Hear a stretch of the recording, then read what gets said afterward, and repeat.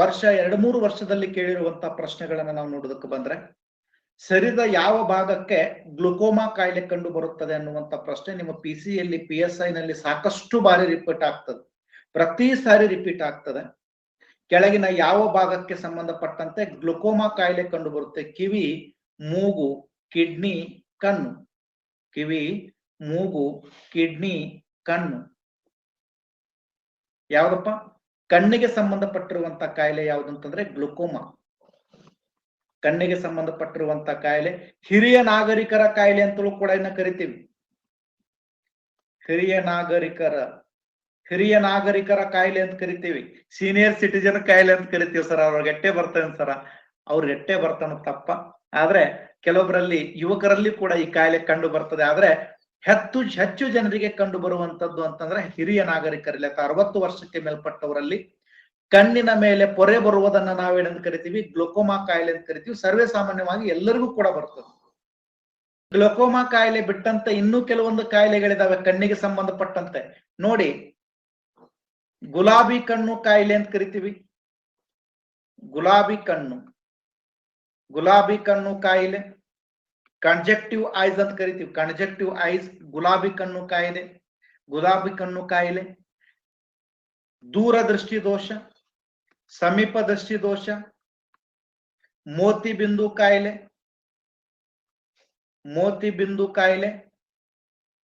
ನೋಡಿ, ಮೋತಿ ಬಿಂದು ಕಾಯಿಲೆ. ನೆಕ್ಸ್ಟ್ ಬಣ್ಣ ಗುರುಡುತನ,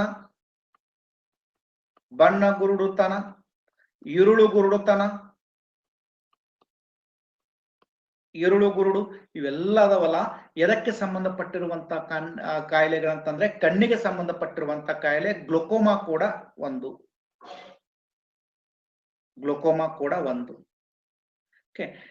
ಇದರಲ್ಲಿ ಬಹಳಷ್ಟು ಸಾರಿ ಪ್ರಶ್ನೆ ಆಗ್ತದ. ಗ್ಲುಕೋಮಾ ಕಾಯಿಲೆ ಬಗ್ಗೆ ಬರೆದ ಇರುಳು ಗುರುಡುತನಕ್ಕೆ ಕಾರಣವಾಗುವಂತದ್ದು ವಿಟಮಿನ್ ಎ ಕೊರತೆ. ಬಣ್ಣ ಗುರುಡುತನಕ್ಕೆ ಕಾರ್ನ್ಸೆಲ್ ಕಾರಣ ಆಗ್ತದೆ, ಕಾರ್ನ್ಸೆಲ್ ಕೊರತೆ. ಇದರಲ್ಲಿ ಅನುವಂಶೀಯವಾಗಿ ಬರುವಂತ ರೋಗ ಯಾವುದು ಅಂತಂದ್ರೆ ಬಣ್ಣ ಗುರುಡುತನ. ಅನುವಂಶೀಯವಾಗಿ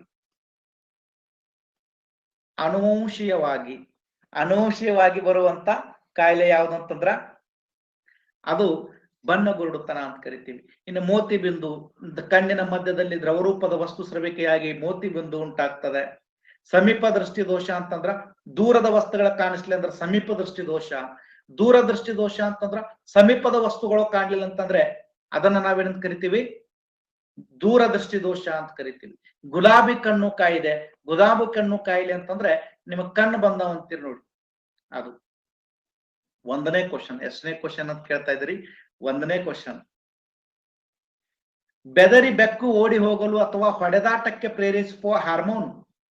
ಬೆದರಿ ಬೆಕ್ಕು ಓಡಿ ಹೋಗಲು ಅಥವಾ ಒಂದು ಕಪಾಳ ಹೊಡೆದ್ರೆ ಇನ್ನೊಂದು ಕಪಾಳ ಹೊಡಿಬೇಕು ಅನಿಸುವಂತದ್ದು ಪ್ರೇರೇಪಿಸುವ hormone insulin, testosterone, epinephrine, oestrogen.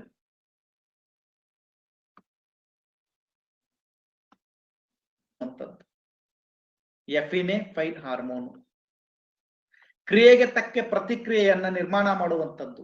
ಕ್ರಿಯೆಗೆ ತಕ್ಕ ಪ್ರತಿಕ್ರಿಯೆ ಎಫಿನೆಫ್ರೈನೆ ಅಂತ ಕರಿತೀವಿ. ಕ್ರಿಯೆಗೆ ತಕ್ಕ ಪ್ರತಿಕ್ರಿಯೆಗೆ ನೀಡುವಂತ ಒಂದು ಹಾರ್ಮೋನ್ ಯಾವುದು ಅಂತಂದ್ರೆ ಇದು. ಇನ್ಸುಲಿನ್ ಗೊತ್ತು ನಿಮಗೆ, ಟೆಸ್ಟ್ರಾನ್, ಇವೆರಡು ಅಂತಂದ್ರ ಜನನ ಗ್ರಂಥಿಗಳು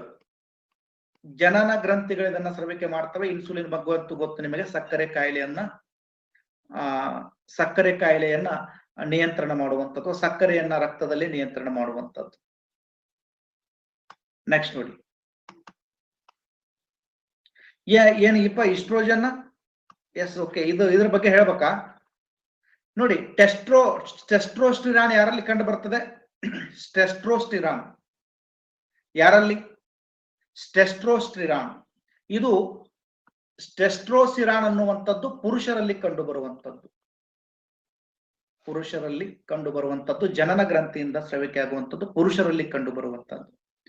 ಈಸ್ಟ್ರೋಜನ್ ಕಂಡು ಬರುವಂತ ಎಲ್ಲಿ ಅಂತಂದ್ರೆ ಅದು ಮಹಿಳೆಯರಲ್ಲಿ, ಅಂಡಾಶಯದಿಂದ ಮಹಿಳೆಯರಲ್ಲಿ ಈಸ್ಟ್ರೋಜನ್ ಕಂಡು ಮಹಿಳೆಯರ ಲಕ್ಷಣವನ್ನ ಹೊಂದುವುದಕ್ಕೋಸ್ಕರ ವಿಟಮಿನ್ ಇ ಅಂತಲೂ ಕೂಡ ಕರಿತೀವಿ. ವಿಟಮಿನ್ ಇ ಮಹಿಳೆಯರು ಮಹಿಳೆಯ ಲಕ್ಷಣವನ್ನ ಹೊಂದುವುದಕ್ಕೂ ಅಥವಾ ಪ್ರೌಢಾವಸ್ಥೆಗೆ ಬರುವುದಾಗಿರಬಹುದು, ಅಥವಾ ಒಂದು ಹೆಣ್ಣು ಮಗು ಅದು ಮಹಿಳೆ ಅಥವಾ ಅದು ಪ್ರೌಢಾವಸ್ಥೆಗೆ ಬರುವಂತದ್ದಕ್ಕೆ ಕಾರಣವಾಗುವಂತ ಒಂದು ಹಾರ್ಮೋನ್ ಯಾವುದು ಅಂತಂದ್ರೆ ಈಸ್ಟ್ರೋಜನ್. ಆಮೇಲೆ ಟೆಸ್ಟ್ರೋಜನ್ ಅಂತಂದ್ರೆ ಗಂಡು ಮಕ್ಕಳಲ್ಲಿ ಗಡ್ಡ ಮೀಸೆ ಬೆಳೆಯುವಂಥದ್ದು, ಆಮೇಲೆ ಅನೇಕ ಪ್ರೌಢಾವಸ್ಥೆಗೆ ಬರುವಂತ ಲಕ್ಷಣಗಳಕ್ಕೂ ಕೂಡ ಇದು ಕಾರಣವಾಗುವ.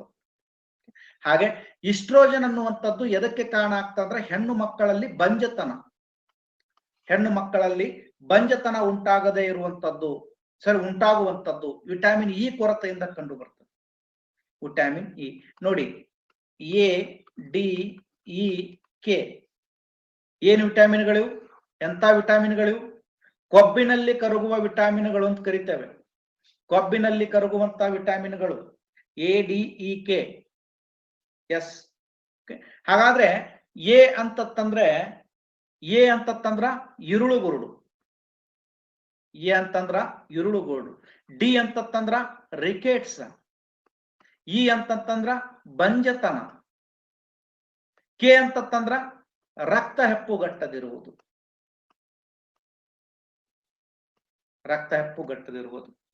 ಎ ಡಿ ಇ ಕೆ, ಅಂತ ಕರಿತೀವಿ. ನೆಕ್ಸ್ಟ್ ನೋಡಿ, ಅನಿಮಿಯಾ ಅಲ್ಲ, ಹಿಮೋಫೀಲಿಯಾ. ಅನಿಮಿಯಾ ಅಲ್ಲ, ರಕ್ತ ಹೆಪ್ಪುಗಟ್ಟದಿರುವಂತ ಕಾಯಿಲೆಯನ್ನ ಹಿಮೋಫೀಲಿಯಾ ಅಂತ ಕರಿತೇವೆ. ನೆಕ್ಸ್ಟ್ ನೋಡಿ, ಲಿಂಪೋಸೈಟ್ಸ್ ಕಣಗಳು ಉಂಟಾಗುವ ಮಾನವನ ದೇಹದ ಅಂಗ ಯಾವುದು? ನೋಡು, ಲಿಂಪೋಸೈಟ್ಸ್ ಗಳು ಎಲ್ಲಿ ಉತ್ಪತ್ತಿ ಆಗ್ತವೆ? ಯಾಕೃತ, ಅಸ್ಥಿ ಮಜ್ಜೆ, ಮೆದುಜೀರಕ ಗ್ರಂಥಿ, ಗುಲ್ಮ. ಲಿಂಪೋಸೈಟ್ಗಳು ಎಲ್ಲಿ ಉತ್ಪತ್ತಿ ಆಗ್ತವೆ? ಲಿಂಪೋಸೈಟ್ಗಳಾಗಿರ್ಬೋದು, ಕೆಂಪು ರಕ್ತ ಕಣಗಳಾಗಿರ್ಬೋದು, ಅಥವಾ ಯಾವುದೇ ರಕ್ತದ ಕಣಗಳು ಆಗಿರ್ಬೋದು, ಎಲ್ಲಿ ಉತ್ಪತ್ತಿ ಆಗ್ತವೆ ಅಂತಂದ್ರೆ ಅದು ನಮ್ಮ ಅಸ್ಥಿ ಮಜ್ಜೆಯಲ್ಲಿ ಉತ್ಪತ್ತಿ ಆಗುವಂಥದ್ದು. ಅಸ್ಥಿ ಮಜ್ಜೆ. ಲಿಂಪೋಸೈಟ್ಸ್ ಗಳಂದ್ರೆ ಬಿಳಿ ರಕ್ತ ಕಣಗಳ ಒಂದು ಪ್ರಕಾರ. ಅದು ಲಿಂಪೋಸೈಟ್ಸ್ ಗಳಲ್ಲಿ ಏನ್ ಬರ್ತವೆ? ಟಿ ಲಿಂಪೋಸೈಟ್ ಮತ್ತು ಬಿ ಲಿಂಪೋಸೈಟ್ ಗಳಂತ ಎರಡು ಬರ್ತಾವ. ಒಂದು ಟಿ ಲಿಂಪೋಸೈಟ್, ಇನ್ನೊಂದು ಬಿ ಲಿಂಪೋಸೈಟ್. ಟಿ ಲಿಂಪೋಸೈಟ್ ಮತ್ತು ಬಿ ಲಿಂಪೋಸೈಟ್ ಇದರಲ್ಲಿ HIV ವೈರಸ್ ಯಾವುದರ ಮೇಲೆ ಹಾನಿಯನ್ನು ಉಂಟು ಮಾಡ್ತದಂತಂದ್ರ ಟಿ HIV. ನೋಡು, ಪ್ರಶ್ನೆ ಆಗ್ಯಾವ, ಒಟ್ಟ ಎಲ್ಲಿ ಪ್ರಶ್ನೆ ಆಗ್ಯಾವ ಅಲ್ಲಿ ಕಂಪಲ್ಸರಿ ಹೇಳ್ತೀನಿ ನಾನು. ಅದಕ್ಕೋಸ್ಕರ ಇವೆಲ್ಲ ವೆರಿ ಇಂಪಾರ್ಟೆಂಟ್. ಇವು HIV ವೈರಸ್ ಯಾವುದರ ಮೇಲೆ ಪರಿಣಾಮವನ್ನು ಉಂಟು ಮಾಡ್ತವೆ ಅಂತೇಳಿ ಪ್ರಶ್ನೆ ಆಗಿದೆ. ನಮಗೆಲ್ಲರಿಗೂ ಗೊತ್ತು, ಬಿಳಿ ರಕ್ತ ಕಣಗಳ ಮೇಲೆ HIV ವೈರಸ್ ಏನ್ ಮಾಡ್ತದೆ? ಹಾನಿಯನ್ನುಂಟು ಮಾಡ್ತದೆ. ಆದ್ರೆ ಬಿಳಿ ರಕ್ತ ಕಣಗಳಲ್ಲಿ ಟಿ ಲಿಂಪೋಸೈಟ್ಸ್, ಬಿ ಲಿಂಪೋಸೈಟ್ಸ್ ಅಂತ ಇದೆ ಲಿಂಪೋಸೈಟ್ಗಳಲ್ಲಿ. ಅದರಲ್ಲಿ ಟಿ ಲಿಂಪೋಸೈಟ್ಗಳ ಮೇಲೆ ಏನ್ ಮಾಡ್ತದೆ? HIV ವೈರಸ್ ದಾಳಿ ಮಾಡುವಂತದ್ದು. ಅದಕ್ಕೋಸ್ಕರನೇ HIV ಅನ್ನ ನಾವೇನಂತ ಕರಿತೀವಿ ಅಂತಂದ್ರ ರೋಗಗಳ ಗೂಡು ಅಥವಾ ರೋಗ ರುಜಿನಗಳಿಂದ ಕೂಡಿರುವಂತ ರೋಗ ಅಂತ ಕರಿತೀವಿ. ಒಂದು ರೋಗ ಬತ್ತಂದ್ರೆ ಒಟ್ಟ ಹೋಗಲ್ಲ. ಶುಗರ್ ಬತ್ತು ಹಂಗೆ ಇರ್ತದೆ, BP ಬತ್ತು ಹಂಗೆ ಇರ್ತದೆ, ಕ್ಯಾನ್ಸರ್ ಆಯ್ತು ಹಂಗೆ ಇರ್ತದೆ, ಅಸ್ತಮಾ ಆಯ್ತು ಹಂಗೆ ಇರ್ತದೆ, TB ಇರೋದಾಯ್ತು ಹಂಗೆ ಇರ್ತದೆ. ಬೇಕಾದ ರೋಗ ಇರ್ಲಿ, ಯಾವ ಬೇಕಾದ ರೋಗ ಬರಲಿ, ರೋಗಗಳ ಸರಮಾಲೆ ಅಂತ ಕರಿತೀವಿ. ಯಾವುದನ್ನ ಅಂತಂದ್ರೆ HIV ಅಥವಾ ಏಡ್ಸ್ ಅನ್ನ. ಅಸ್ಥಿ ಮಜ್ಜೆಯಲ್ಲಿ ಏನಾಗ್ತದೆ? ಲಿಂಪೋಸೈಟ್ಸ್ ಗಳು ಉತ್ಪತ್ತಿ ಆಗುವಂತದ್ದು. ಕೆಂಪು ರಕ್ತ ಕಣಗಳು ಉತ್ಪತ್ತಿ ಆಗುವಂತದ್ದು ಕೂಡ ಅಸ್ಥಿ ಮಜ್ಜೆಯಲ್ಲಿ ಉತ್ಪತ್ತಿಯಾಗುವಂತಹ ಕೆಂಪು ರಕ್ತ ಕಣಗಳು 120 ದಿನಗಳ ನಂತರ, ನೋಡಿ 120 ದಿನಗಳ ನಂತರ ಎಲ್ಲಿ ನಾಶ ಹೊಂದುತ್ತವೆ ಅಂತಂದ್ರೆ ನಮ್ಮ ಲಿವರ್ ನಲ್ಲಿ ಗುಲ್ಮಾದಲ್ಲಿ ನಾಶ ಹೊಂದುತ್ತವೆ. ಅದಕ್ಕೋಸ್ಕರ ಈ ಗುಲ್ಮಾವನ್ನ ನಾವೇನಂತ ಕರಿತೀವಿ? ಸ್ಮಶಾನ ಅಂತ ಕರಿತೀವಿ. ಎದರ ಸ್ಮಶಾನ? ಕೆಂಪು ರಕ್ತ ಕಣಗಳ ಸ್ಮಶಾನ ಅಂತ ಕರಿತೀವಿ, ಸುಡಗಾಡ ಅಂತ ಕರಿತೀವಿ. ಕೆಂಪು ರಕ್ತ ಕಣಗಳ ಸುಡಗಾಡ, ಕೆಂಪು ರಕ್ತ ಕಣಗಳ ಸ್ಮಶಾನ, ಕೆಂಪು ರಕ್ತ ಕಣಗಳ ಗೋರ್ಯಾಳ, ಹಿಂಗ್ ಕರಿತೀವಿ. ಯಾವುದನ್ನ? ಲಿವರ್ ಅನ್ನ. ಒಂದೇ ನಿಮಿಷ ಇರಿ. ಏನಾಗ್ತದೆ? ರಕ್ತದ ಉತ್ಪತ್ತಿ ಆಗ್ತದೆ. ಅಸ್ಥಿ ಮಜ್ಜೆಯಲ್ಲಿ ರಕ್ತದ ಉತ್ಪತ್ತಿ ಆಗ್ತದೆ 120 ದಿನದ ನಂತರ. 120 ದಿನದ ನಂತರ ಎಲ್ಲಿ ನಾಶ ಹೊಂದುತ್ತವೆ ಅಂತಂದ್ರೆ ಅವು ಲಿವರ್ನ ಗುಲ್ಮಾದಲ್ಲಿ ನಾಶ ಹೊಂದುತ್ತವೆ. ಲಿವರ್ನ ಗುಲ್ಮಾದಲ್ಲಿ ಏನು ನಾಶ ಹೊಂದುತ್ತವೆ ಕೆಂಪು ರಕ್ತ ಕಣಗಳು ಮತ್ತು ರಕ್ತದ ಕಿರುತಟ್ಟೆಗಳು.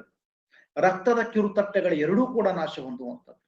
ಹಾಗೆ ಈ ಗುಲ್ಮಾದಲ್ಲಿ ಇನ್ನೊಂದು ಪ್ರಮುಖವಾಗಿರುವಂತ ಬೈಲ್ ರೂಬಿನ್ ಉತ್ಪತ್ತಿ ಆಗುವುದಕ್ಕೆ ಕಾರಣವಾಗುವಂತದ್ದು ಏನಂದ್ರೆ ಹೆಮೋಗ್ಲೋಬಿನ್. ಹೆಮೋಗ್ಲೋಬಿನ್ ಏನಾಗ್ತದೆ ಅಂದ್ರೆ ಅಸ್ಥಿ ಮಜ್ಜೆಯಲ್ಲಿ ನಾಶ ಹೊಂದದೆ. ಈ ನಾಶ ಹೊಂದುವುದರಿಂದ ಬೈಲ್ ರೂಬಿನ್ ಬಿಡುಗಡೆ ಆಗ್ತದೆ. ಬೈಲ್ ರೂಬಿನ್.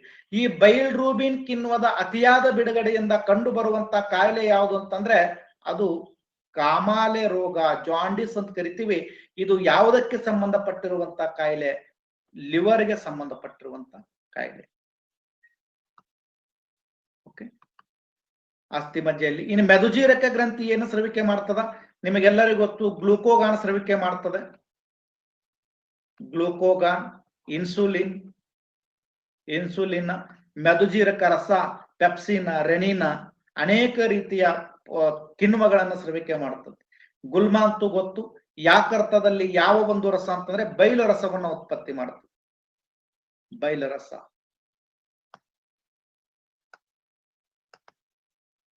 ನೆಕ್ಸ್ಟ್ ನೋಡಿ, ಪಿಟ್ಯುಟರಿ ಗ್ರಂಥಿಯು ಮಾನವನ ದೇಹದ ಯಾವ ಭಾಗದ ಒಳಗೆ ಬರುತ್ತದೆ? ಪಿಟ್ಯುಟರಿ ಗ್ರಂಥಿಯು ಮಾನವನ ದೇಹದ ಯಾವ ಭಾಗದ ಒಳಗೆ ಬರುತ್ತದೆ? ತಲೆ, ಗಂಟಲು, ಹೊಟ್ಟೆ, ಎದೆ. ಪಿಟ್ಯುಟರಿ ಗ್ರಂಥಿ ಮಾನವನ ದೇಹದ ಯಾವ ಭಾಗದ ಅಥವಾ ಯಾವ ಒಳಗೆ, ಯಾವ್ದು ಎಲ್ಲಿ ಕಂಡು ಬರ್ತದೆ? ಯಪ್ಪು, ಗಂಟಲು ಅಂತ ಎಲ್ಲಿ ಹೋಲಿನ 25% ಗಂಟಲ್ನಾಗ ಅಂತ ಹಾಕ್ಯವ. ಪಿಟ್ಯುಟರಿ ಗ್ರಂಥಿ. ಪಿಟ್ಯುಟರಿ ಗ್ರಂಥಿ ಇಂಥ ಪ್ರಶ್ನೆ ನಿಮ್ಗೆ ಹೇಳಿಲ್ಲ. ಇಂಥ ಪ್ರಶ್ನೆ ಮಿಸ್ ಆಯ್ತು ಅಂತ ಇಟ್ಕೊಳ್ಳಿ, ಬಹಳ ಕಷ್ಟ ಆಗ್ತದೆ ಕಾಂಪಿಟೇಟಿವ್ ಎಕ್ಸಾಮ್ ಪಾಸ್ ಆಗುತ್ತೆ. ವೆರಿ ವೆರಿ ವೆರಿ ಈಸಿ ಪ್ರಶ್ನೆ ಇದು. ಕಾಮನ್ ಆಗಿ ನಮಗೆ ಸಣ್ಣ ಹುಡುಗರು ಗೊತ್ತಿರ್ಬೇಕಿದು. ಎಲ್ಲೆಲ್ಲಿ 1ನೇ ತಕ್ಕೆ ಕಲಿಸ್ತಾರೆ ನಮಗಿದನ್ನು, 1ನೇ ಕ್ಲಾಸ್ನಾಗೆ ಕಲಿಸ್ತಾರೆ. ಅದಕ್ಕೂ ಇಂಥವಕ್ಕೆಲ್ಲ ಬಹಳ ಲಕ್ಷ ಕೊಡ್ಬೇಕು ನೀವು. ನಿಮ್ ಮೊನ್ನೆನೇ ಹೇಳಿ ನಿಮ್ಗೆ ಕ್ವಶನ್ ಪೇಪರ್ ಹೆಂಗಿರ್ತದ? ಕ್ವಶನ್ 50, 30, 20. ಕ್ವಶನ್ ಪೇಪರ್ ಯಾವ ತರ ಇರ್ತಂದ್ರ 50% ಕ್ವಶನ್ಸ್ ಈ ತರ ಇರ್ತವೆ. ಬಹಳಷ್ಟು ಈಸಿ ಆಗಿರುವಂತ ಕ್ವಶನ್ಸ್ ಇರ್ತಾವ, ಭಾರಿ ಈಸಿ. ಇಂಥ ಕ್ವಶನ್ಸ್ ಗಳು ಇರ್ತವೆ, ಎಲ್ಲರಿಗೂ ಸರ್ವೇ ಸಾಮಾನ್ಯವಾಗಿ ಬರುವಂತ ಪ್ರಶ್ನೆಗಳು. ಇನ್ನು 30% ಕ್ವಶನ್ ಅಂದ್ರೆ ಮೀಡಿಯಂ ಕ್ವಶನ್ಸ್ ಇರ್ತವೆ. ನಾವು ಪಾಸ್ ಆಗ್ಬೇಕಂದ್ರೆ ಈ part very important. 20% very very difficult ಪ್ರಶ್ನೆಗಳು, ಬಹಳಷ್ಟು ಡಿಫಿಕಲ್ಟ್ ಪ್ರಶ್ನೆಗಳು. ನಾವು ಎಲ್ಲಾರು ಎಲ್ಲಿ ತಲೆ ಕೆಡ್ಸ್ಕೊಳಕತ್ತೀವಿ ಗೊತ್ತಾ? ಕಾಂಪಿಟೇಟಿವ್ ಎಕ್ಸಾಮ್ ಪಾಸ್ ಆಗೋರು, ಕಾಂಪಿಟೇಟಿವ್ ಎಕ್ಸಾಮ್ ಹೋದವ್ರು ನಾವ್ ಎಲ್ಲಿ ತಲೆ ಕೆಡ್ಸ್ಕೊಳಕತ್ತೀವಿ ಅಂದ್ರೆ 20% ಹೆಚ್ಚು ತಲೆ ಕೆಡ್ಸ್ಕೊಳಕತ್ತೀವಿ. ಡಿಫಿಕಲ್ಟಿಗೆ ಹೆಚ್ಚು ತಲೆ ಕೆಡ್ಸ್ಕೊಳಕತ್ತೀವಿ. ಸರ್ ನಮಗ್ ನೋಡ್ತದ, ನೀವು ಈ ಎಲ್ಲಾ ಪ್ರಶ್ನೆಗಳನ್ನ ನೋಡಿದಾಗ ಸರ್ ಎಂತ ಸರಳ ಪ್ರಶ್ನೆ ತಂದಿರಿ, ಎಂತ ಸರಳ. ಇದೇ ತಪ್ಪಾಗ್ತೀವಿ ಅಂತಂದ್ರ ತಲೆಯಲ್ಲಿ ಕಂಡು ಬರ್ತದೆ. ಗಂಟಲಿನಲ್ಲಿ ಕಂಡು ಬರುವಂತ ಗ್ರಂಥಿ ಯಾವ್ದಂತಂದ್ರ ಥೈರಾಯ್ಡ್ ಗ್ರಂಥಿ.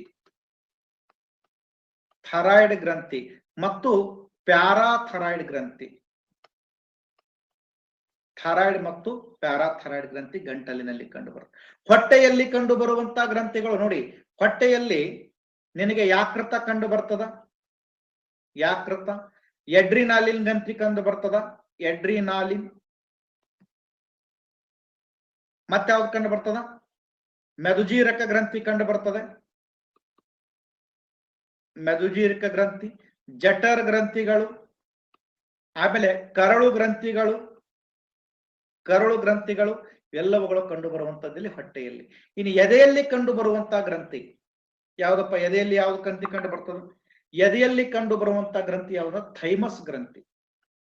ಥೈಮಸ್ ಗ್ರಂಥಿ ಚಿಕ್ಕವರಿದ್ದಾಗ, ಮಕ್ಕಳಿದ್ದಾಗ, ಮಕ್ಕಳ ವಯಸ್ಸಿನಲ್ಲಿ ಅಥವಾ ಚಿಕ್ಕ ಮಕ್ಕಳಲ್ಲಿ ಕಂಡು ಬರುವಂತ ಗ್ರಂಥಿ ಅಂತಂದ್ರೆ ಥೈಮಸ್ ಗ್ರಂಥಿ.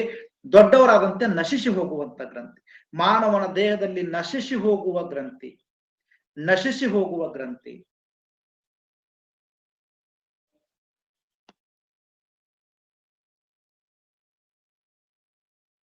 ಗ್ರಂಥಿ ಅಂತ ಕರಿತೀವಿ. ಮಾನವನ ದೇಹದಲ್ಲಿ ನಶಿಸಿ ಹೋಗುವ ಗ್ರಂಥಿ ಅಂತ ಕರಿತೇವೆ. ಇನ್ನೂ ಕೆಲವೊಂದು ಗ್ರಂಥಿಗಳ ಕಂಡು ಬರ್ತವೆ, ಕೈಯಾಗ ಕಾಲಾಗ ಗ್ರಂಥಿಗಳು ಕಂಡು ಬರಂಗಿಲ್ಲ.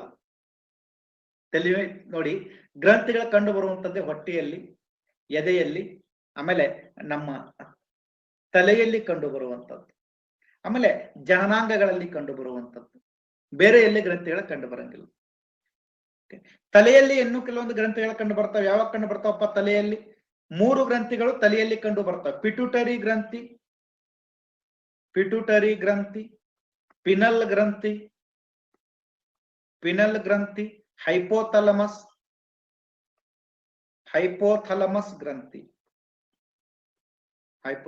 ಗ್ರಂಥಿ. ಇವು ತಲೆಯಲ್ಲಿ ಕಂಡು ಬರ್ತವೆ. ಮೆದುಳಿನ ಕೆಳಭಾಗದಲ್ಲಿ, ಅಕ್ಕಪಕ್ಕದಲ್ಲಿ ಅಥವಾ ಮೆದುಳಿನಲ್ಲಿ ಕಂಡು ಬರುವಂತ ಗ್ರಂಥಿಗಳು. ಇವುಗಳಲ್ಲಿ ಅತ್ಯಂತ ಚಿಕ್ಕ ಗ್ರಂಥಿ ಅಂತಂದ್ರ ಅದು ಪಿನಲ್ ಗ್ಲ್ಯಾಂಡ್. ಅತ್ಯಂತ ಚಿಕ್ಕ, ಬಟಾಣಿ ಕಾಳಿನಗಿಂತ ಚಿಕ್ಕದಾಗಿರುವಂತ ಗ್ರಂಥಿ. ಪಿಟ್ಯೂಟರಿ ಗ್ರಂಥಿ ಏನಂದ್ರೆ ಗ್ರಂಥಿಗಳ ರಾಜ್ಯ, ಎಲ್ಲಾ ನಿರ್ನಾಳ ಗ್ರಂಥಿಗಳನ್ನ ನಿಯಂತ್ರಿಸುವಂತ ಗ್ರಂಥಿ, 2ನೇ ಚಿಕ್ಕದಾದ ಗ್ರಂಥಿ. ಇದನ್ನ ಗ್ರಂಥಿಗಳ ರಾಜ ಅಂತ ಕರಿತೀವಿ.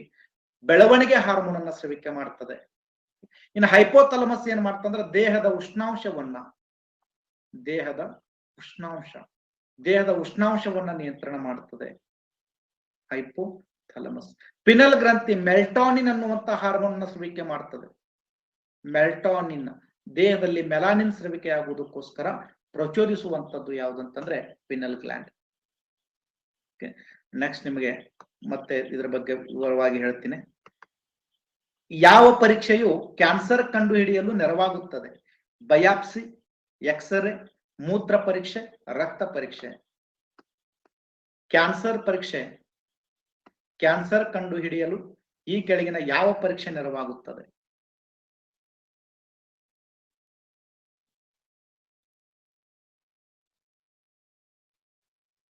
ಬಯಾಪ್ಸಿ. ನೋಡಿ, ಬಯಾಪ್ಸಿ ಕ್ಯಾನ್ಸರ್ ಅನ್ನ ಪತ್ತೆ ಹಚ್ಚುವುದಕ್ಕೋಸ್ಕರ ಬಯಾಪ್ಸಿ. ಮೂಳೆಗಳ ಒಂದು ಯಾವ್ದಾದ್ರು ಮೂಳೆಗಳ ಒಂದು ರೋಗ ಅಥವಾ ಮೂಳೆ ಮುರಿದಿದೆಯೋ ಮುರಿದಿಲ್ವೋ ಅಂತೇಳಿ ನಾವು ಪತ್ತೆ ಹಚ್ಚಬೇಕಾದ್ರೆ ಎಕ್ಸ್ರೇ ಅನ್ನ ಮಾಡ್ತೀವಿ, ಮೂಳೆಗೆ ಸಂಬಂಧಪಟ್ಟಂತೆ. ಮೂತ್ರ ಪರೀಕ್ಷೆ ಅಂತಂದ್ರೆ ನೀವು ಮೂತ್ರದಲ್ಲಿರುವಂತ ಕಂಟೆಂಟ್ ಗಳನ್ನ ಪರೀಕ್ಷೆ ಮಾಡುವುದು. ರಕ್ತ ಪರೀಕ್ಷೆ ಅಂತ ನಾವೆಲ್ಲದಕ್ಕೂ ಕೂಡ ಶುಗರ್ ಟೆಸ್ಟ್ ಮಾಡೋದಕ್ಕಾಗ್ಲಿ ಅಥವಾ ಇನ್ಯಾವುದೋ ಕೆಲವೊಂದು ರೋಗಗಳನ್ನ ಪತ್ತೆ ಹಚ್ಚುವುದಕ್ಕೋಸ್ಕರ ರಕ್ತ ಪರೀಕ್ಷೆಯನ್ನ ಮಾಡುವಂಥದ್ದು.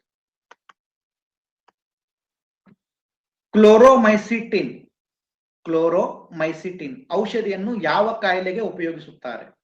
ಕಾಲರಾ, ಟೈಫಾಯ್ಡ್, ಕ್ಷಯ, ಗಂಟಲು ಮಾರಿ. ಯಾವ ರೋಗಕ್ಕೆ ಕ್ಲೋರೋಮೈಸಿಟಿನ್ ಔಷಧಿಯನ್ನ ಯಾವ ಕಾಯಿಲೆಗೆ ಉಪಯೋಗಿಸುತ್ತಾರೆ?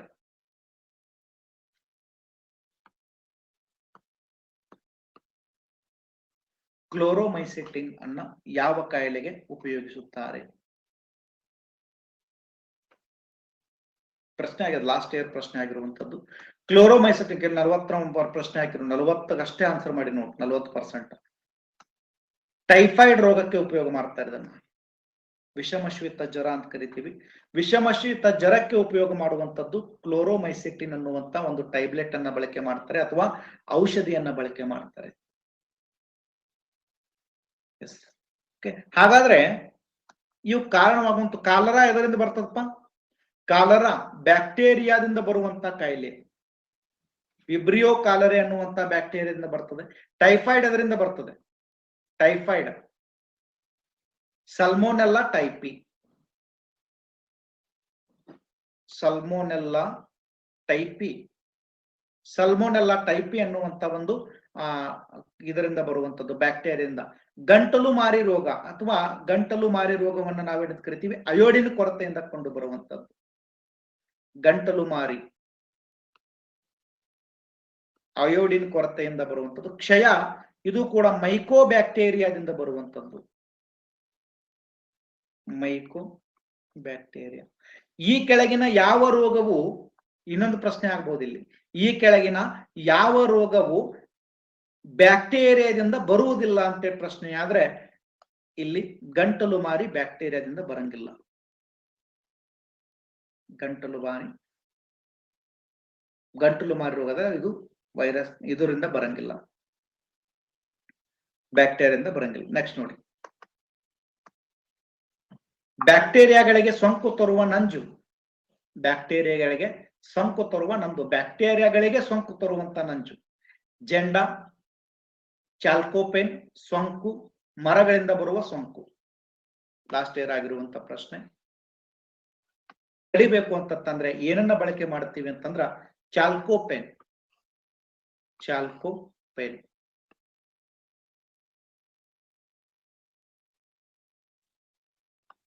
ನೆಕ್ಸ್ಟ್ ನೋಡಿ, ಪೆನ್ಸಿಲಿನ್ ಔಷಧಿಯನ್ನ ಕಂಡಿಡಿದಂತವ್ರು Louis Pasteur, Alexander Fleming, Robert Koch. ಇವರು ಯಾರು ಅಲ್ಲ. ಪೆನ್ಸಿಲಿನ್ ಅನ್ನ ಕಂಡಿಡಿದಂತವರು, ಪೆನ್ಸಿಲಿನ್ ಅನ್ನ ಕಂಡಿಡಿದಂತ ವ್ಯಕ್ತಿ ಯಾರು?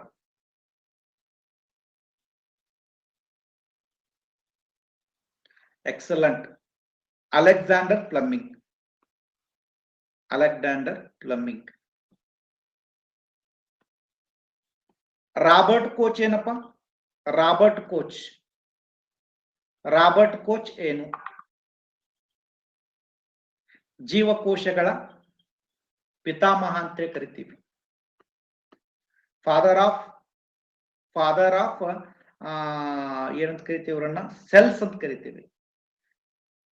ಸೆಲೋಲಾಜಿ ಅಂತ ಕೂಡ ಕರಿತೇವೆ.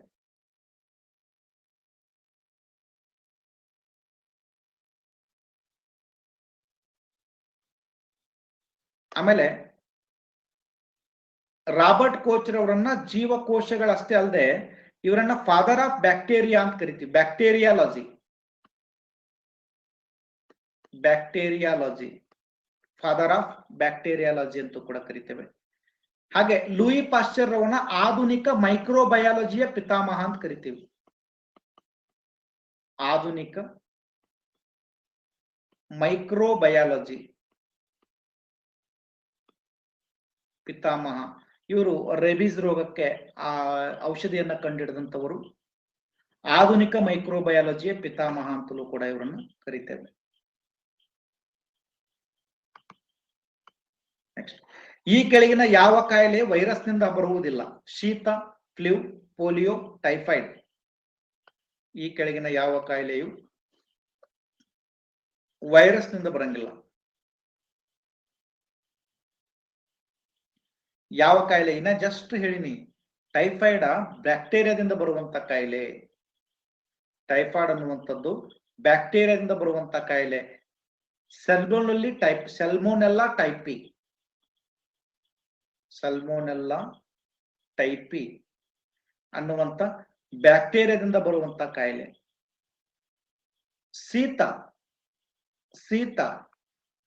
Reno virus. ಶೀತ ಎದರಿಂದ ಬರ್ತಂದ್ರ ರಿನೋ ವೈರಸ್ ನಿಂದ ಬರ್ತದೆ. Flu, influenza.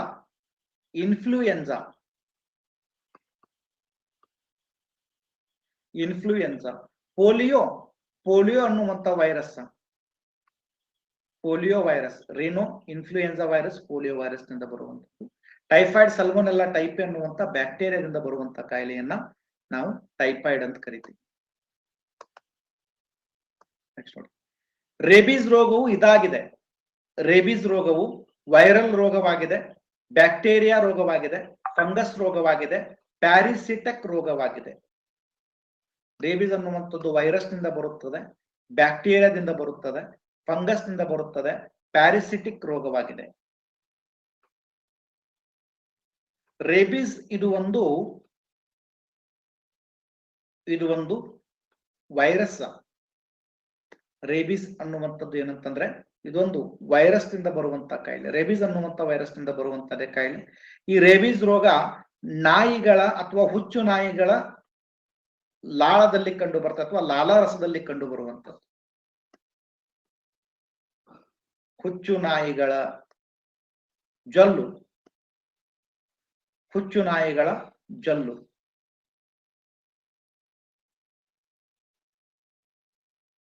ಹುಚ್ಚು ನಾಯಿಗಳ ಜೊಲ್ಲು. ಎಸ್, ಆಗ್ಲೇ ಒಂದು ಡೌಟ್ ಇದೆ ನೋಡಿ ಇಲ್ಲಿ. Father of cells Robert Hooke, Robert coach was bacteria. Yes correct. Okay, Robert Hooke ಮತ್ತು ರಾಬರ್ಟ್ ಕೋಚ್ ಇದೆವಲ್ಲ ಅವು ನೋಡ್ಕೊಳ್ಳಿ. ಜೀವಕೋಶದ ಪಿತಾಮಹ ಅಂತಂದ್ರೆ ರಾಬರ್ಟ್ ಹುಕ್. ಆಮೇಲೆ ಬ್ಯಾಕ್ಟೀರಿಯಾಲಜಿ ಅಂತಂದ್ರೆ ಅದು ರಾಬರ್ಟ್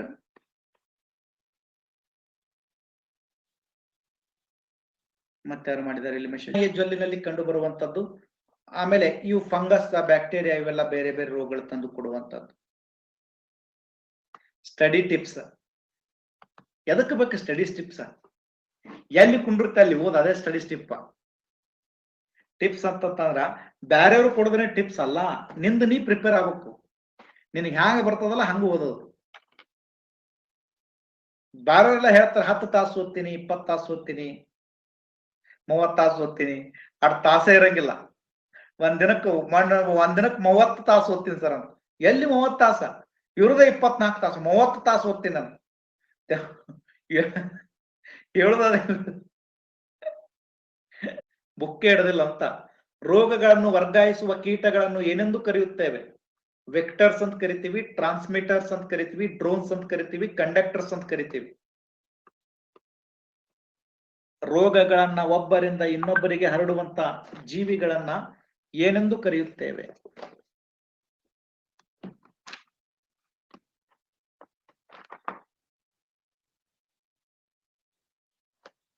ಯಾಕೋ ರಾಬರ್ಟ್ ಹುಕ್ಕ, ರಾಬರ್ಟ್ ಕೋಚ್ ಕನ್ಫ್ಯೂಸ್ ಆಗ್ತಾ ಇದ್ರಿ. ನಾನು ನೋಡ್ತೀನಿ, ವೇಟ್.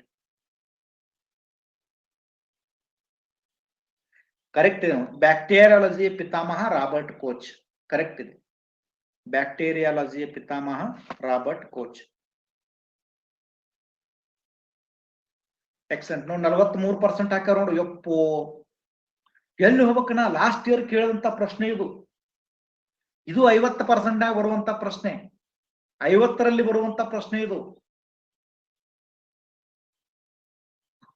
ಅಲ್ಲ, 100ಕ್ಕೆ 100 ಹೊಕ್ಕದಂತ ನಾ ವಿಚಾರ ಇಟ್ಟಿನಿ. ಇದ್ರ 50% ಅಂತ, 43%. ಇವೆಲ್ಲ ಪೊಲೀಸ್ ಕ್ವಶನ್ಸ್ ಇವು. ಹಂಗಿಲ್ಲ, ವಿಕ್ಟರ್ಸ್ ಅಂತ ಕರಿತೀವಿ, ವಾಹಕಗಳು ಅಂತ ಕರಿತೀವಿ. ವಾಹಕಗಳು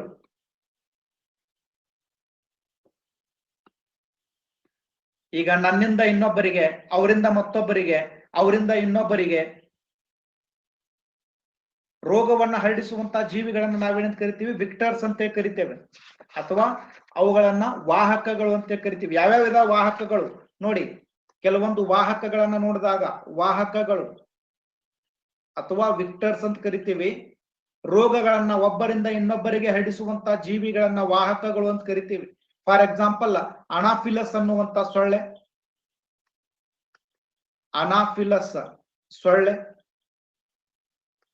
ಅನಾಫಿಲಸ್ ಸೊಳ್ಳೆ ಆಗಿರ್ಬೋದು. ಮನೆ ನೊಣ ಆಗಿರ್ಬೋದು, ಇಲಿಗಳಾಗಿರ್ಬೋದು, ಇಲಿ, ಜಂತು ಹುಳ ಆಗಿರ್ಬೋದು, ಜಂತು ಹುಳ, ಈಡಿಸ್ ಈಜಿಪ್ಟೆ ಅನ್ನುವಂತ ಸೊಳ್ಳೆ, ಈಡಿಸ್ ಈಜಿಪ್ಟೆ ಹೆಣ್ಣು ಸೊಳ್ಳೆ, ಈಡಿಸ್ ಈಜಿಪ್ಟೆ ಅನ್ನುವಂತ ಹೆಣ್ಣು ಸೊಳ್ಳೆ, ಜಿಯಾಡಿಸಿಸ್ ಆಗಿರಬಹುದು, ಜಿಯಾಡಿಯಾಸಿಸ್. ಇವೆಲ್ಲ ಅಂತಂದ್ರೆ ವಾಹಕಗಳು. ರೋಗವನ್ನ ಒಬ್ಬರಿಂದ ಇನ್ನೊಬ್ಬರಿಗೆ ಹರಡಿಸುವಂತಹ ಜೀವಿಗಳನ್ನ ವಾಹಕಗಳು ಅಂತ ಕರಿತೀವಿ.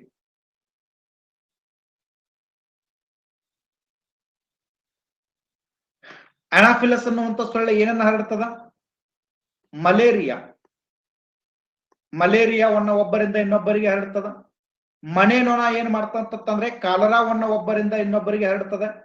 ಇಲಿ ಏನ್ ಮಾಡ್ತಂದ್ರೆ ಪ್ಲೇಗ್ ಅನ್ನ ಒಬ್ಬರಿಂದ ಇನ್ನೊಬ್ಬರಿಗೆ ಹರಡ್ತದೆ. ಜಂತು ಹುಳ ಅಸ್ಕಾರಿಸಿಸ್ ಅನ್ನುವಂತ ಕಾಯಿಲೆಯನ್ನು ಒಬ್ಬರಿಂದ ಇನ್ನೊಬ್ಬರಿಗೆ ಹರಡಿಸುವಂತದ್ದು. ಈಡಿಸ್ ಈಜಿಪ್ಟೆ ಅನ್ನುವಂತ ಹೆಣ್ಣು ಸೊಳ್ಳೆ ಚಿಕನ್ ಗುನ್ಯ ಮತ್ತು ಡೆಂಗು. ಮತ್ತು ಡೆಂಗುವನ್ನ ಒಬ್ಬರಿಂದ ಇನ್ನೊಬ್ಬರಿಗೆ ಹರಡುವಂತದ್ದು. ಜಿಯಾರ್ಡಿಯಾಸಿಸ್ ಅನ್ನುವಂತ ಜೀವಿ ಜಿಯಾರ್ಡಿಯಾ ಕಾಯಿಲೆಗೆ ಕಾರಣ ಆಗ್ತದೆ. ಜಿಯಾರ್ಡಿಯಾ ಅನ್ನು ಒಬ್ಬರಿಂದ ಇನ್ನೊಬ್ಬರಿಗೆ ಹರಡಿಸಲು ಕಾರಣೀಭೂತವಾಗುವಂಥದ್ದು. ಇವು ಕೆಲವೊಂದು ವಾಹಕಗಳು ಮತ್ತು ಅವುಗಳು ಹರಡಿಸುವಂತ ರೋಗಗಳನ್ನು ನೋಡ್ತೀವಿ. ಇವು ಪದೇ ಪದೇ ಪದೇ ಪದೇ ಪದೇ ಪದೇ ನಿಮ್ಮ ಪರೀಕ್ಷೆಗೆ ಬರ್ತಾವ. ಅದಕ್ಕೋಸ್ಕರ ಇವುಗಳನ್ನ ನೆನಪಿಡ್ಲೇಬೇಕು ನೀವು. ನೆಕ್ಸ್ಟ್ ನೋಡಿ, ಯಾವುದು ಕೋಳಿ ಮರಿಯ ಕಾಯಿಲೆಗೆ ಆಗಿದೆ? ಈ ಕೆಳಗಿನವುಗಳಲ್ಲಿ ಯಾವುದು ಕೋಳಿ ಮರಿಯ ಕಾಯಿಲೆ, ಕೋಳಿ ಮರಿ ಬರುವಂತ ಕಾಯಿಲೆ ಯಾವುದು? ರಾಣಿಕೆಟ್ ವ್ಯಾಧಿ, ಸ್ಕ್ರಾಫಿ, ಫೆಬ್ರಿನ್, ಮಸ್ಕರ್ ಡ್ಯಾನ್. ಅದ್ಭುತ ಪ್ರಶ್ನೆ ಇದು. ಇವತ್ತಿನ ಪ್ರಶ್ನೆ ಇದು. ಡೇ ಆಫ್ ಕ್ವಶನ್ ಇದು.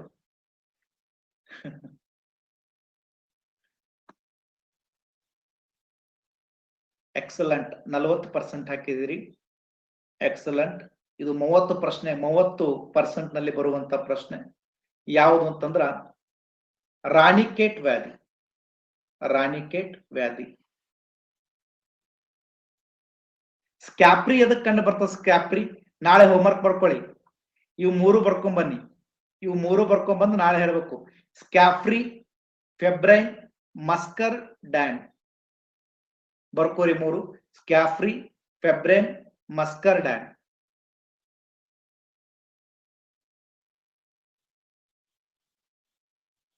ರಾಡಿ ನೀರಿನ ಶುದ್ಧೀಕರಣವನ್ನ ಏನೆಂದು ಕರೀತೇವೆ? ಗರಣೀಕರಣ ಅಂತ ಕರಿತೀವಿ, ಡಯಾಲಿಸಿಸ್ ಅಂತ ಕರಿತೀವಿ, ಹೀರಿಕೆ ಅಂತ ಕರಿತೀವಿ, ನಿಜ ದ್ರಾವಣ ಉಂಟಾಗುವಿಕೆ ಅಂತ ಕರಿತೀವಿ. ರಾಡಿ ನೀರಿನ ಶುದ್ಧೀಕರಣ, ರಾಡಿ ನೀರನ್ನ ಶುದ್ಧೀಕರಣಗೊಳಿಸುವಂತಹ ಪ್ರಕ್ರಿಯೆಯನ್ನ ಏನೆಂದು ಕರೆಯುತ್ತೇವೆ? ಎಕ್ಸಲೆಂಟ್, 79% ಹಾಕಿದ್ರಿ. ಗರಣೀಕರಣ ಅಂತ ಕರಿತೀವಿ. ಗರಣೀಕರಣ. ರಾಡಿ ನೀರನ್ನ ಶುದ್ಧೀಕರಣಗೊಳಿಸುವಂತಹ ಪ್ರಕ್ರಿಯೆಯನ್ನ ಗರಣೀಕರಣ ಅಂತ ಕರಿತೀವಿ.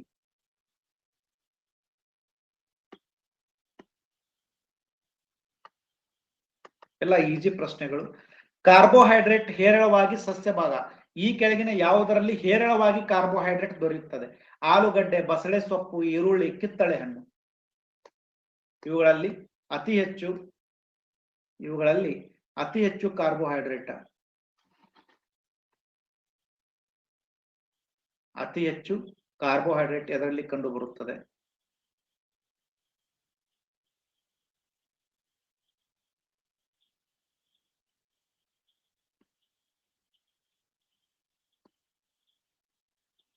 ಎದರಲ್ಲಿ ಕಂಡು ಬರ್ತಂದ್ರ ಆಲೂಗಡ್ಡೆಯಲ್ಲಿ ಕಂಡು ಬರುತ್ತೆ. ಸಸ್ಯಗಳಲ್ಲಿ ಅತಿ ಹೆಚ್ಚು ಕಾರ್ಬೋಹೈಡ್ರೇಟ್ ಹೊಂದಿರುವಂತದ್ದು ಅಂತಂದ್ರ ಆಲೂಗಡ್ಡೆ. ಸಸ್ಯಗಳಲ್ಲಿ ಅತಿ ಹೆಚ್ಚು ಕಾರ್ಬೋಹೈಡ್ರೇಟ್ ಕಂಡು ಬರುವುದು ಎದರಂತಂದ್ರೆ ಆಲೂಗಡ್ಡೆ.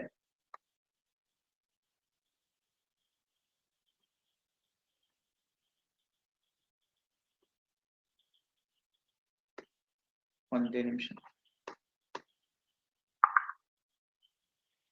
ಆಲೂಗಡ್ಡೆಯಲ್ಲಿ ಅತ್ಯಂತ ಹೆಚ್ಚು ಏನು ಕಂಡು ಬರ್ತದೆ? ಕಾರ್ಬೋಹೈಡ್ರೇಟ್. ಬಸಳೆ ಸೊಪ್ಪಿನಲ್ಲಿ ಏನು ಕಂಡು ಬರ್ತದ? ಬಸಳೆ ಸೊಪ್ಪಿನಲ್ಲಿ ಏನು ಕಂಡು ಬರುತ್ತದೆ? ಬಸಳೆ ಸೊಪ್ಪಿನಲ್ಲಿ ಲಿಪಿಡ್ ಅಲ್ಲ.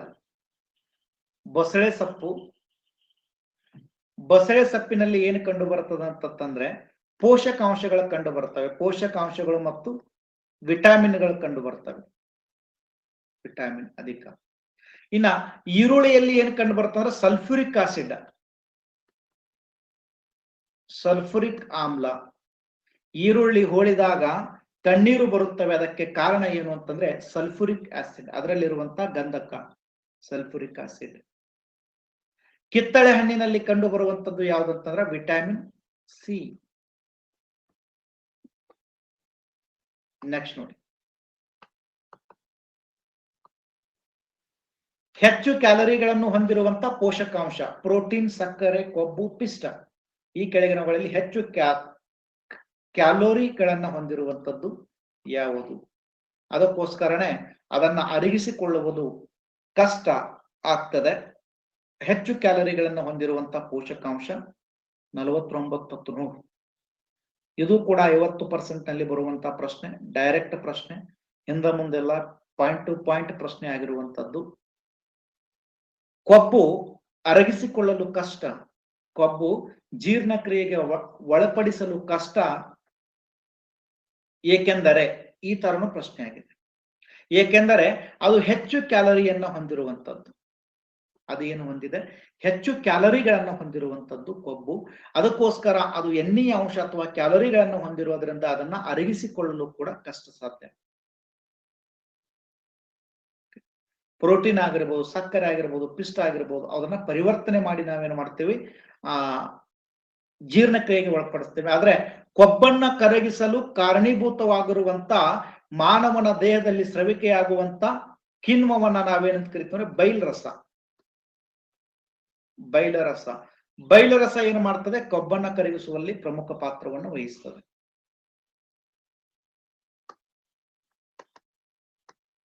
ನೆಕ್ಸ್ಟ್ ನೋಡಿ, ಕುದುರೆ ಮಸಾಲೆ ಸೊಪ್ಪು ವಿಟಾಮಿನ್ಗಳು, ಬೇರು ಬೆಳೆ, ಎಲೆಗುಂಪಿನ ಬೆಳೆ, ಕಾಂಡದ ಬೆಳೆ.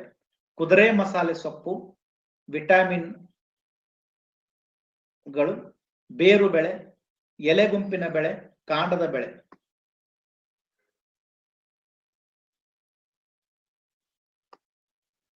ಕುದುರೆ ಮಸಾಲೆ ಸೊಪ್ಪು ಒಂದು ವಿಟಾಮಿನ್ ಆಗಿದೆ, ಬೇರು ಬೆಳೆಯಾಗಿದೆ, ಎಲೆ ಗುಂಪಿನ ಬೆಳೆಯಾಗಿದೆ, ಕಾಂಡ.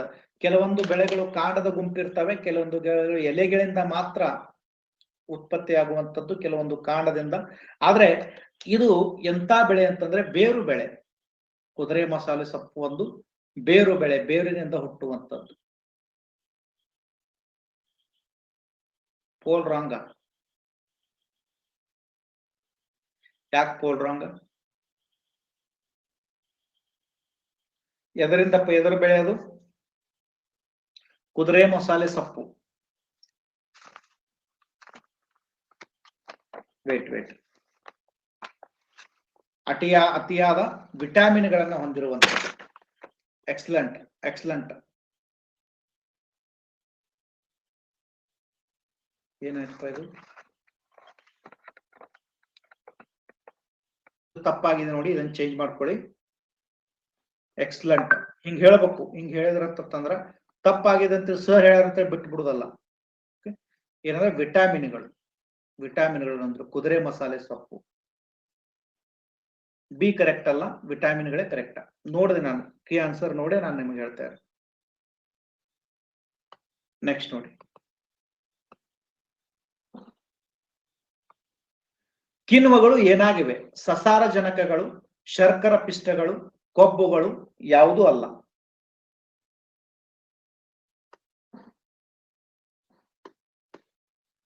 ಕಿಣ್ವಗಳು ಏನಾಗಿವೆ? ಸಸಾರಜನಕಗಳು, ಶರ್ಕರ ಪಿಷ್ಟಗಳು, ಕೊಬ್ಬುಗಳು, ಯಾವುದೂ ಅಲ್ಲ. ಸರಿಯಾದಂತ ಉತ್ತರ ಏನಂತಾರೆ? ಸಸಾರಜನಕಗಳಾಗಿವೆ, ಪ್ರೋಟೀನ್ಗಳಾಗಿವೆ. ಕಿಣ್ವಗಳೇನಾಗಿವೆ ಅಂತಂದ್ರೆ ಪ್ರೋಟೀನ್ಗಳು. ನಮ್ಮಲ್ಲಿ ಸ್ರವಿಕೆ ಆಗುವಂತ ಕಿಣ್ವಗಳು ಏನಾಗಿವೆ ಅಂತಂದ್ರೆ ಅವುಗಳನ್ನ ನಾವು ಪ್ರೋಟೀನ್ಗಳು ಅಂತ ಕರಿತೀವಿ. ನೆಕ್ಸ್ಟ್, ಸೋಯಾ ಅವರೆಯು ಇದನ್ನು ಗರಿಷ್ಠ ಮಟ್ಟದಲ್ಲಿ ಹೊಂದಿದೆ: ಪೋಷಕಾಂಶಗಳು, ಪ್ರೋಟೀನ್ಗಳು, ಶರ್ಕರಗಳು, ವಿಟಾಮಿನ್ಗಳು.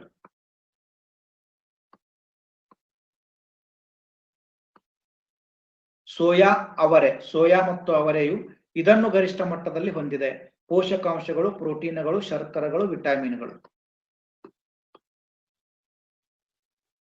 ಯಾವುದನ್ನ ಹೆಚ್ಚು ಹೊಂದಿವೆ?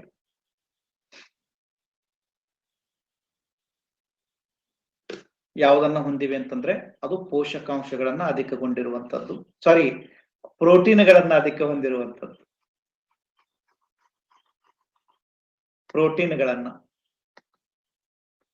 ಪ್ರೋಟೀನ್ಗಳ ಅಧಿಕ ಹೊಂದಿರುವಂತದ್ದು ಯಾವುದು ಅಂತಂದ್ರೆ ಅದು ಕನ್ಫ್ಯೂಸ್ ಇಲ್ಲ.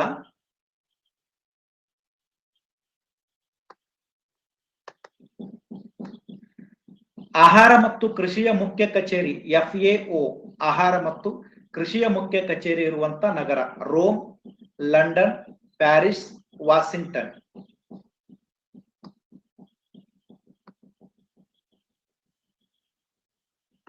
ಆಹಾರ ಮತ್ತು ಕೃಷಿಯ ಮುಖ್ಯ ಕಚೇರಿ. ಎಕನಾಮಿಕ್ಸ್ ಕ್ವಶನ್ ಇದು,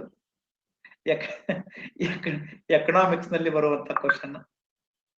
ಆಹಾರ ಮತ್ತು ಕೃಷಿ ಮುಖ್ಯ ಕಚೇರಿ ಎಲ್ಲಿದೆ ಅಂತಂದ್ರೆ ರೋಮ್ ನಲ್ಲಿ ತನ್ನ ಕೇಂದ್ರ ಕಚೇರಿಯನ್ನು ಹೊಂದಿದೆ. ರೋಮ್ನಲ್ಲಿ ಅಂತಾರಾಷ್ಟ್ರೀಯ ನ್ಯಾಯಾಲಯ ಎಲ್ಲಿ? ಅಂತಾರಾಷ್ಟ್ರೀಯ ನ್ಯಾಯಾಲಯ, ಅಂತಾರಾಷ್ಟ್ರೀಯ ನ್ಯಾಯಾಲಯ ಹೇಗ. ವರ್ಲ್ಡ್ ಬ್ಯಾಂಕ್, ಜಾಗತಿಕ bank, world bank, world bank, world bank Washington DC. New development bank, new development bank, new development bank Shanghai Chennai. ಮತ್ತೆ ಎರಡನೇದು ಯಾವುದು ಅಂತಂದ್ರೆ ಸೌತ್ ಆಫ್ರಿಕಾ, ಸೌತ್ ಆಫ್ರಿಕಾದ ಗುಟೆನ್ಬರ್ಗ್, ಸೌತ್ ಆಫ್ರಿಕಾ ಎರಡನೇದ್ದು. ಒಂದನೇದ್ದು ಅಂತಂದ್ರೆ ಚೈನಾ.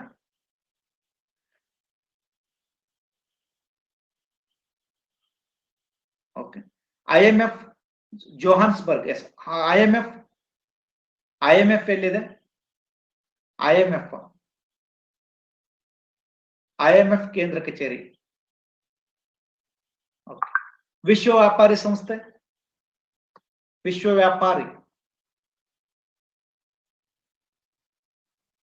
ವ್ಯಾಪಾರಿ ಸಂಸ್ಥೆ ಜಿನೆವಾ, ವಿಶ್ವ ವಾಣಿಜ್ಯ ಸಂಸ್ಥೆ, ಜಿನೆವಾ. ವಿಶ್ವ ಕಾರ್ಮಿಕರ ಸಂಸ್ಥೆ ಜಿನೆವಾ, ಕಾರ್ಮಿಕರು ಜಿನೆವಾ, ವಾಣಿಜ್ಯ ಜಿನೆವಾ. ಹವಾಮಾನ ಸಂಸ್ಥೆ, ಅಂತಾರಾಷ್ಟ್ರೀಯ ಹವಾಮಾನ ಸಂಸ್ಥೆ, ಇದು ಕೂಡ ಜಿನೆವಾ. ಆರೋಗ್ಯ ಸಂಸ್ಥೆ, ವಿಶ್ವ ಆರೋಗ್ಯ ಸಂಸ್ಥೆ, ಇದು ಕೂಡ ಜಿನೆವಾ. ವ್ಯಾಪಾರಿ, ವಾಣಿಜ್ಯ, ಕಾರ್ಮಿಕ, ಹವಾಮಾನ, ಆರೋಗ್ಯ.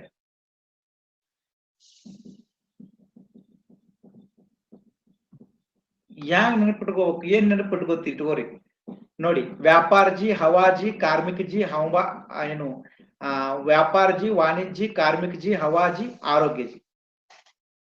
ನಿಮ್ಗೆ ಹ್ಯಾಂಗ ನೆನಪು ಬರ್ತದೋ ಹಂಗ ನೆನಪಿಟ್ಕೋ.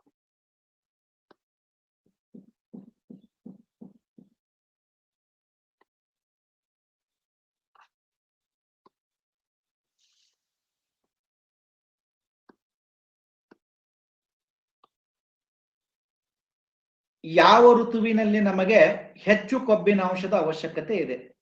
ಮಳೆಗಾಲದಲ್ಲಿ, ವಸಂತ ಕಾಲದಲ್ಲಿ, ಚಳಿಗಾಲದಲ್ಲಿ, ಬೇಸಿಗೆಯಲ್ಲಿ.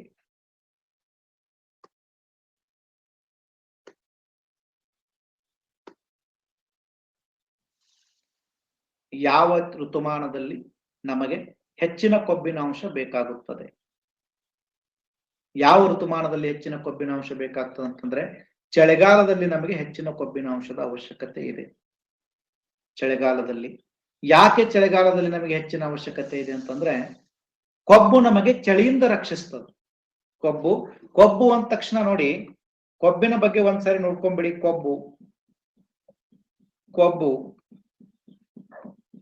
ಕೊಬ್ಬು ಎಲ್ಲಿ ಸಂಗ್ರಹ ಆಗ್ತದೆ ಅಂತಂದ್ರೆ ನಮ್ಮ ದೇಹದಲ್ಲಿ ಕೊಬ್ಬು ಚರ್ಮದ ಕೆಳಭಾಗ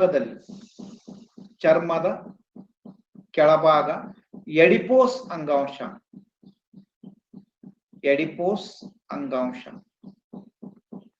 ಚರ್ಮದ ಕೆಳಭಾಗ ಎಡಿಪೋಸ್ ಅಂಗಾಂಶದಲ್ಲಿ ಕೊಬ್ಬು ಸಂಗ್ರಹ ಆಗುವಂಥದ್ದು. ಎಡಿಪೋಸ್ ಅಂಗಾಂಶದಲ್ಲಿ ಸಂಗ್ರಹ ಆಗುವಂತ ಕೊಬ್ಬು ಏನ್ ಮಾಡ್ತದೆ ಅಂತಂದ್ರೆ ಚಳಿಯಿಂದ ನಮ್ಮನ್ನು ರಕ್ಷಿಸುತ್ತದೆ. ಜೊತೆಗೆ ಕೊಬ್ಬು ಎದಕ್ಕೆ ಬೇಕು ಅಂತಂದ್ರ ಅತಿ ಹೆಚ್ಚು ಶಕ್ತಿಯನ್ನು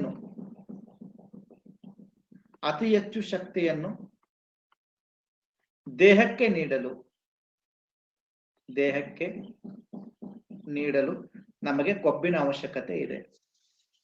ತಕ್ಷಣ ಶಕ್ತಿ ನೀಡುವಂಥದ್ದು ಕಾರ್ಬೋಹೈಡ್ರೇಟ್ ಆದ್ರೆ ನಮ್ಮ ದೇಹಕ್ಕೆ ನಿರಂತರವಾಗಿ ಮತ್ತು ಅತ್ಯಂತ ಹೆಚ್ಚು ಶಕ್ತಿಯನ್ನು ನೀಡುವಂಥದ್ದು ಯಾವುದು ಅಂತಂದ್ರೆ ಅದು ಕೊಬ್ಬು. ಹಾಗೆ ಕೊಬ್ಬಿನ ಬಗ್ಗೆ ಇನ್ನೊಂದು ವಿಶೇಷತೆ ಏನಂತಂದ್ರ ಒಂಟೆಯ ದಿಬ್ಬದಲ್ಲಿರುವಂಥದ್ದು ಅಥವಾ ಒಂಟೆಯ ದಿಬ್ಬದಲ್ಲಿ ಏನು ಕಂಡು ಬರುತ್ತದೆ ಅಂತಂದ್ರೆ ಕೊಬ್ಬು ಕಂಡು ಬರುತ್ತದೆ. ಒಂಟೆ ಬೇಸಿಗೆಯಲ್ಲಿ ಕೊಬ್ಬನ್ನ ಕರಗಿಸಿಕೊಂಡು ಬದುಕ್ತದೆ. ಕೊಬ್ಬನ್ನ ತನ್ನ ಆಹಾರವನ್ನಾಗಿ ಅಥವಾ ದೇಹಕ್ಕೆ ಬಳಕೆ ಮಾಡಿಕೊಂಡು ಅದು ಬದುಕುವಂಥದ್ದು. ಅದಕ್ಕೋಸ್ಕರ ಬೇಸಿಗೆಯಲ್ಲಿ ಅದರ ದಿಬ್ಬ ಏನಾಗ್ತದೆ, ಕಮ್ಮಿ ಆಗ್ತದೆ. ಚಳಿಗಾಲದಲ್ಲಿ ಏನಾಗ್ತದೆ, ದಿಬ್ಬ ಹೆಚ್ಚಾಗುವಂಥದ್ದು. ಓಕೆ, ಇವು ವಿಶೇಷವಾಗಿ ಕೊಬ್ಬಿಗೆ ಸಂಬಂಧಪಟ್ಟಂತ. ಕೊಬ್ಬು ಮತ್ತು ಆಲ್ಕೋಹಾಲ್ ಎರಡು ಒಂದೇನಾ ಅನ್ನುವಂತ ಪ್ರಶ್ನೆ ಬಹಳಷ್ಟು ಜನರಿಗೆ ಬಹಳಷ್ಟು ಜನರಿಗೆ ಕಬ್ಬು ಮತ್ತು ಆಲ್ಕೋಹಾಲ್ ಎರಡು ಒಂದೇನಾ ಅನ್ನುವಂತ ಪ್ರಶ್ನೆ ಇದೆ. ಆದ್ರೆ ಎರಡು ಒಂದೇ ಅಲ್ಲ, ಎರಡು ಬೇರೆ ಬೇರೆ. ಕೊಬ್ಬು ಮತ್ತು ಆಲ್ಕೋಹಾಲ್ ಬೇರೆ. ಕೊಬ್ಬು ಮತ್ತು ಆಲ್ಕೋಹಾಲ್ ಕೂಡಿದಾಗ, ಕೊಬ್ಬು ಮತ್ತು ಆಲ್ಕೋಹಾಲ್ ಕೂಡಿದಾಗ ಅದನ್ನ ಏನಂತ ಕರಿತೀವಿ ಅಂದ್ರೆ ಕೊಲೆಸ್ಟ್ರಾಲ್ ಅಂತ ಕರಿತೀವಿ. ಕೊಲೆಸ್ಟ್ರಾಲ್. ಇವು ಮೂರು ಬೇರೆ ಬೇರೆನೆ. ಕೊಬ್ಬು ಬೇರೆ, ಕೊಲೆಸ್ಟ್ರಾಲ್ ಬೇರೆ, ಆಲ್ಕೋಹಾಲ್ ಬೇರೆ. ಕೊಲೆಸ್ಟ್ರಾಲ್ ಎಲ್ಲಿ ಕಂಡು ಬರ್ತದೆ ಅಂತಂದ್ರೆ ರಕ್ತದಲ್ಲಿ ಕಂಡು ಬರುವಂತದ್ದು. ಕೊಲೆಸ್ಟ್ರಾಲ್ ರಕ್ತದಲ್ಲಿ ಕಂಡು ಬರುವ. ಕೊಲೆಸ್ಟ್ರಾಲ್ ಎಲ್ಲಿ ಉತ್ಪತ್ತಿ ಆಗ್ತದೆ ಅಂತಂದ್ರೆ ಲಿವರ್ ನಲ್ಲಿ ಉತ್ಪತ್ತಿ.